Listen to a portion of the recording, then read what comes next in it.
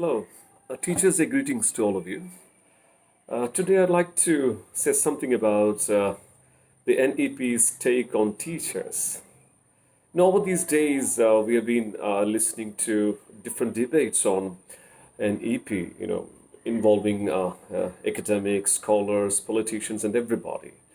But what is interesting about this discussion is that often the discussions focused on very broad macro issues like the silence of constitutions, the silence of you know you know issues like reservations, and the popular journalistic way of putting it as the three C's of the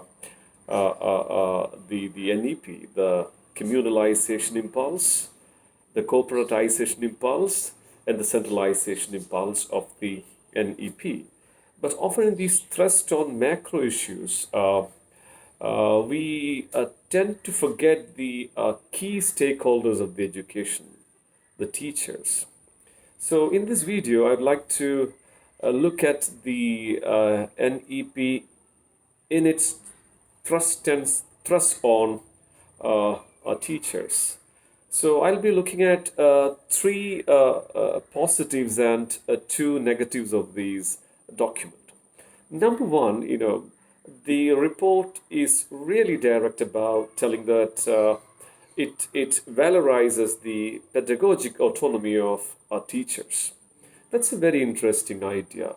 We know that over these years, often the teacher's role is minimized. So the teacher is often controlled by the hegemonic discourses of theory and perspectives on teaching and learning. So normally teachers get very low voice or very small space in their teaching learning decisions. So here a teacher becomes the central decision maker in terms of his teaching and learning decisions within the classroom.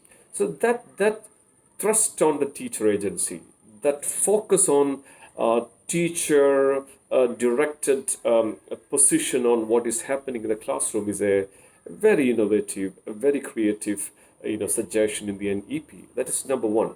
Number two is the thrust given to the empowerment of teachers, right? Teacher training is a much contested terrain. Often teachers talk about the meaninglessness and the low quality training programs that they get every year.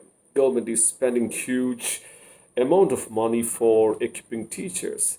But here the document is slightly interesting, the fact that it gives heterogeneity or multiplicity of option for teachers. For example, teachers can choose the content of the program. If the teachers are interested in the content side of it, they can go for that. If the teachers are excited about the pedagogic sides of the program, they can opt that. If the teachers are interested in the diversity dimensions or the classroom culture or the organization, learning management, and technology in learning and teaching scenario.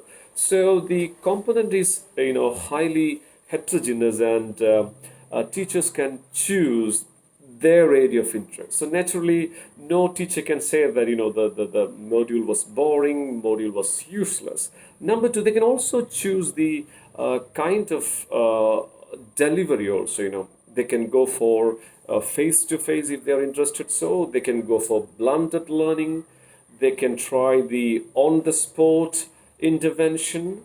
They can if they desire, they can opt an expert driven, or if they are interested, they can go for collaborative peer supported program. If they are interested, they can also go for self-directed learning. So this heterogeneity, this variety in terms of content of the training program and the delivery of the training program is also interesting, because it gives the kind of flexibility, the kind of variety that is of very importance in the teacher training program.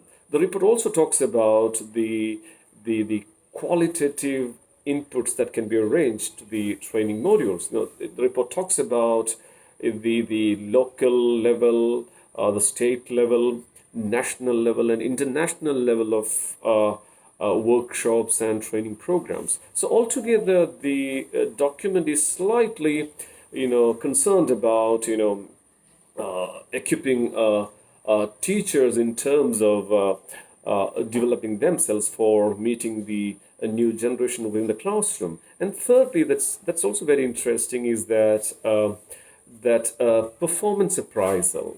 Maybe that you may be feeling slightly upset about this performance appraisal within the classroom. I must say that there is nothing really problematic about it. We know that presently the teaching profession is slightly lackadaisical in the sense that nobody seriously working about their own improvement on their own professional upgradation. So it becomes very routine, seniority based or age based kind of a step. So we need very quality focused initiative. I think at this point, I'm interested with the suggestion, the document that they are trying for a performance-based appraisal of the teachers. This performance-based appraisal is not just confined to the students of the teachers. They are focusing on students. They're focusing on the peers. They focus on your continuous professional development, your attendance, and of course institutional mechanism to assess you, and finally the parents community also. So altogether, this really motivates teachers to be working hard to to develop themselves and to rise their academic standards. So 3 points I've spoken about the positives.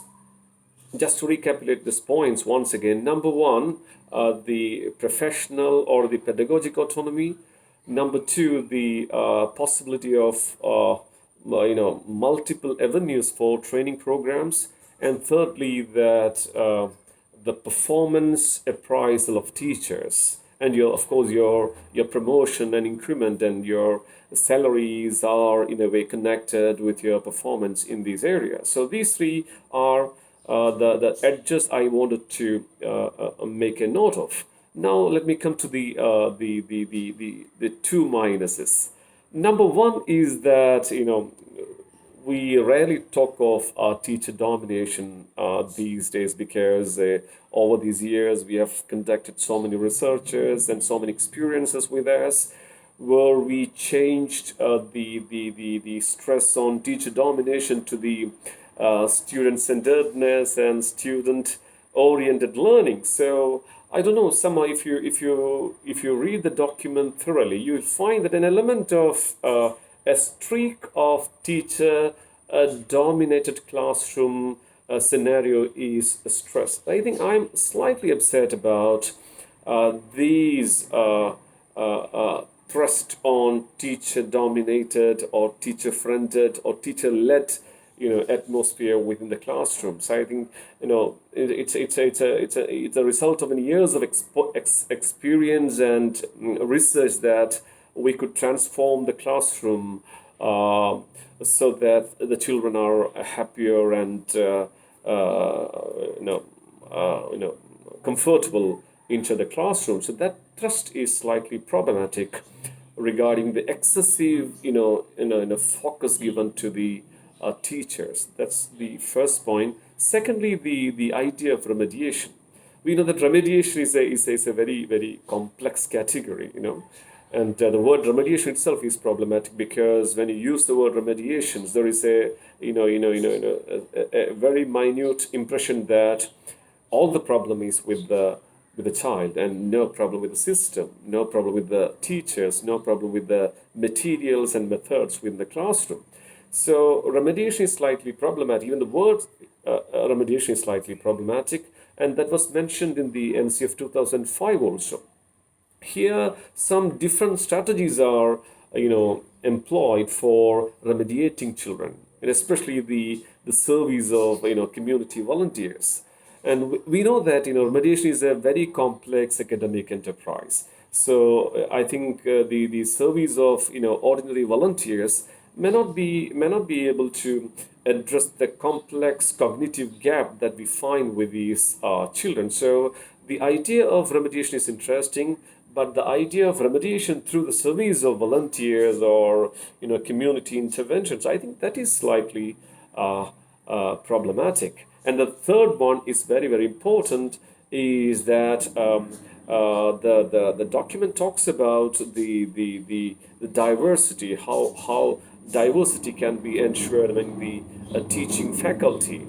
So the report talks about ensuring diversity through appointing teachers from underrepresented groups.